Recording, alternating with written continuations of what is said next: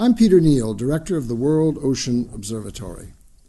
The political debate about climate in the United States has resulted in a stalemate as measured by legislative initiatives and public discourse. Save for the resolute voices of a determined few, such as Bill McKibben at 350.org, an odd, depressing silence has enveloped the issue, a quiet that suggests that the power of denial, uncertainty, and the fear of change implicit in the climate challenge has shut the conversation down. The evidence has not changed. Indeed, it has been further affirmed in the dramatic new study of melting Arctic ice, increasing drought, flood, and extreme weather, and warming sea temperatures negatively affecting fish migration patterns, the life cycle of certain marine species, algae blooms, and shellfish sustainability.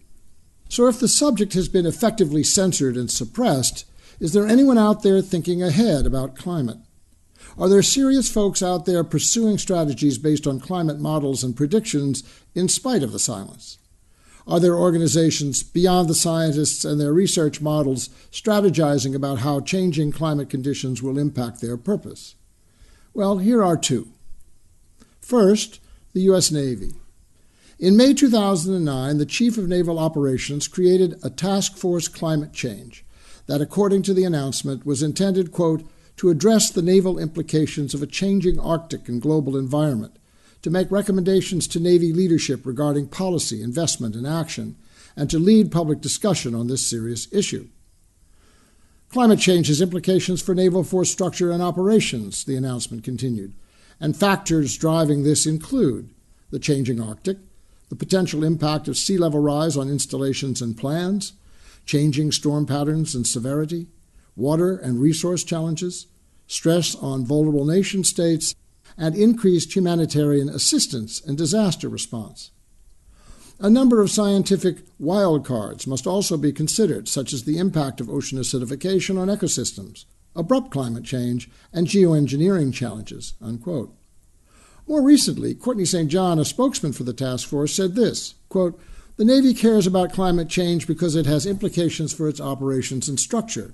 There's the threat of sea level rise and increased storm surges to the Navy's coastal installations, the potential stresses on water and food resources around the world, which may lead to more international humanitarian and disaster response missions, and the stress on vulnerable nation states and potential national security issues that could arise, unquote.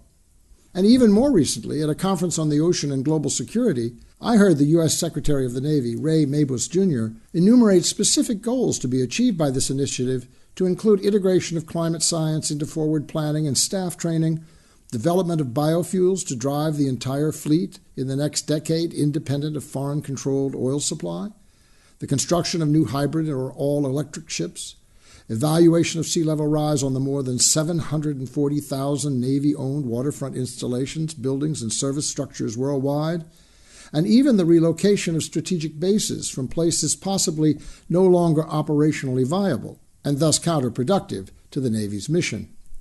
A second organization thinking ahead is the International Federation of Red Cross Red Crescent Societies, the world's largest humanitarian organization, whose work focuses on four core areas: promoting humanitarian values, disaster response, disaster preparedness, and health and community care worldwide. The Red Cross Red Crescent has already been confronted with a sharp increase in weather-related disasters and has recognized, quote, an urgent need to better manage the rising risk of extreme weather events, including through better early warning, enhanced disaster relief, increased efforts on disaster risk reduction, and better and smarter programs in health and care, water and sanitation, food security, and rising concerns on the potential impact of migration patterns, unquote. According to the International Federation, quote, the number of weather-related disasters each year has doubled since the early 1990s. A changing climate coupled with changes in land use and population patterns means more people will be living in locations vulnerable to storms, droughts, floods, and other climate risks. The flood-related cholera epidemics in Senegal in 2005, for example, affected more than 30,000 people and killed nearly 500. Recently in Bangladesh, Cyclone Sidir forced millions from their homes and killed thousands. Events such as these, expected to become more frequent due to climate change, will place an increasing burden on governments and humanitarian organizations which are responsible for mitigating impacts and saving lives, unquote. There you have it. Beyond the ideologues, politicians, and deniers, there are organizations with future agendas that are taking climate science seriously, for different purposes perhaps, but nonetheless moving responsibly forward through the silence, thinking ahead about climate. We will discuss these issues and more in future editions of World Ocean Radio.